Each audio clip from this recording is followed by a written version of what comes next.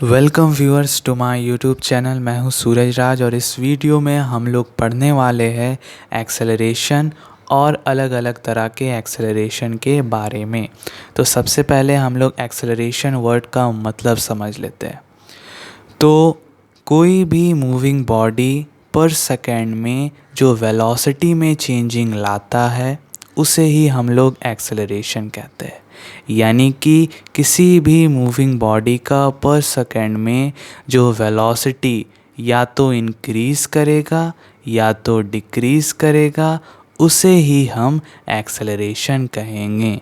The rate of change of velocity of a moving body is called its acceleration. Acceleration को हम लोग small ए से represent करते हैं। एक्सेलरेशन का जो एसआई यूनिट होता है वो होता है मीटर पर सेकेंड स्क्वायर, या फिर इसे लिख सकते हैं मीटर सेकेंड का पावर -2। एक्सेलरेशन जो है वो एक वेक्टर क्वांटिटी होता है, यानी कि एक्सेलरेशन का एक फिक्स डायरेक्शन भी होता है। अब हम लोग एक्सेलरेशन का जो फॉर्मूला है, जो एक्सप्रेशन है, वो हम लोग डिराइव करने वाले हैं, या फिर आप बोल सकते हैं a=v-u/t को डिराइव करने वाले हैं, जहाँ पे a हमारा एक्सेलरेशन हो गया, v हमारा फाइनल वेलोसिटी हो गया, u हमारा इनिशियल वेलोसिटी हो गया और t हमारा टाइम हो गया।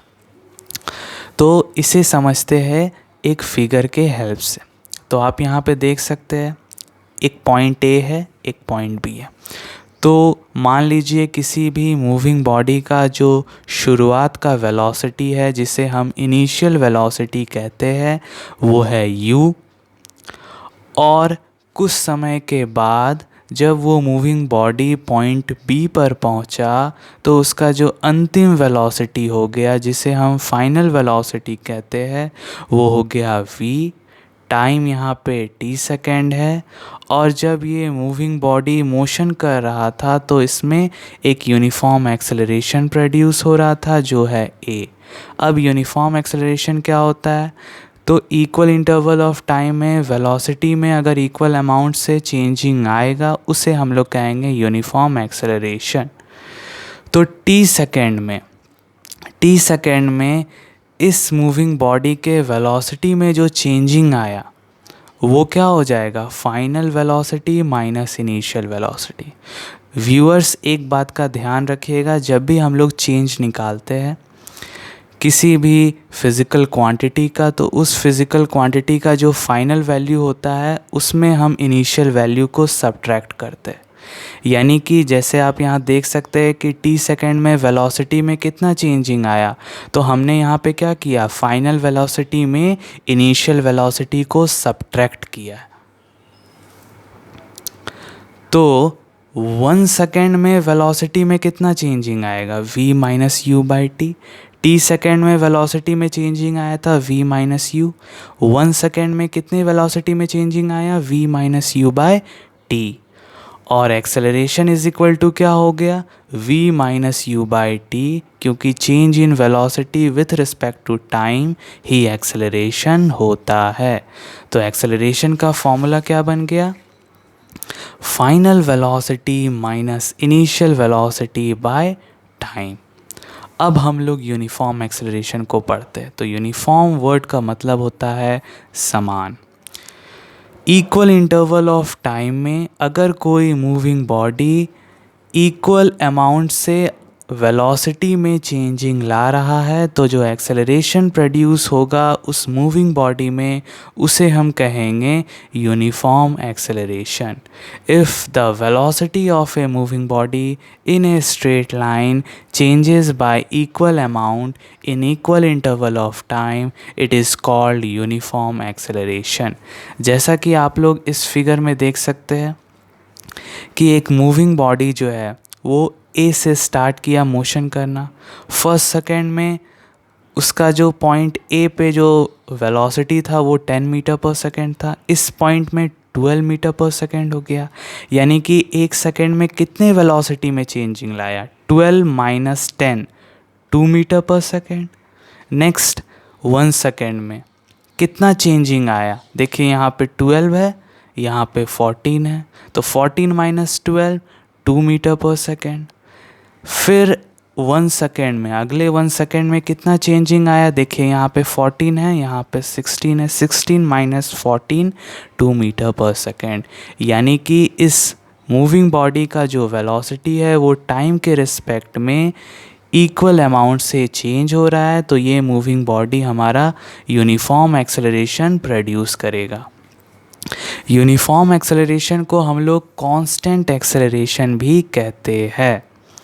एक और एग्जांपल ले लेते हैं कि किसी भी मूविंग बॉडी अगर हम किसी भी बॉडी को किसी निश्चित ऊंचाई से गिराए तो क्या होगा, उसके वेलोसिटी में चेंजिंग आएगा, जिस कारण एक्सेलरेशन प्रोड्यूस होगा।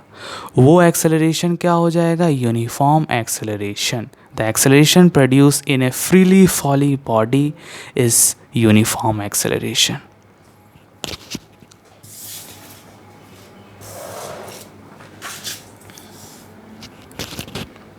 अब हम लोग डिस्कस करने जा रहे हैं नॉन यूनिफॉर्म एक्सेलरेशन के बारे में। तो इक्वल इंटरवल ऑफ टाइम में अगर किसी मूविंग बॉडी का वेलोसिटी अनइक्वल अमाउंट से चेंज होता है तो जो एक्सेलरेशन प्रोड्यूस होगा उस मूविंग बॉडी में उसे हम कहेंगे नॉन यूनिफॉर्म एक्सेलरेशन।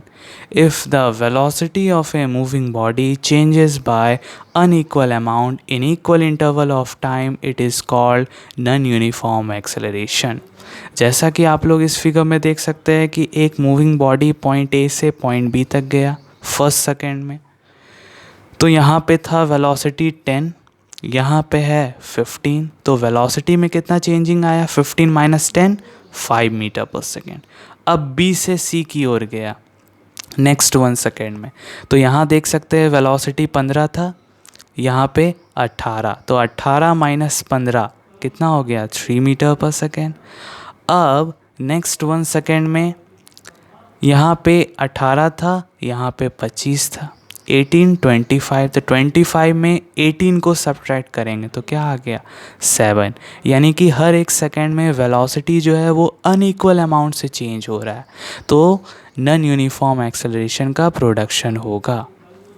इसका एक एग्जांपल हम लोग कह सकते हैं कि किसी भीड़ भड़ाके वाले रोड में अगर कोई मूविंग कार आए तो वो नॉन यूनिफॉर्म एक्सेलरेशन प्रोड्यूस करेगा, क्योंकि उसका वेलोसिटी जो है वो इर्रेगुलर मैनर में चेंज करेगा टाइम के रिस्पेक्ट के साथ।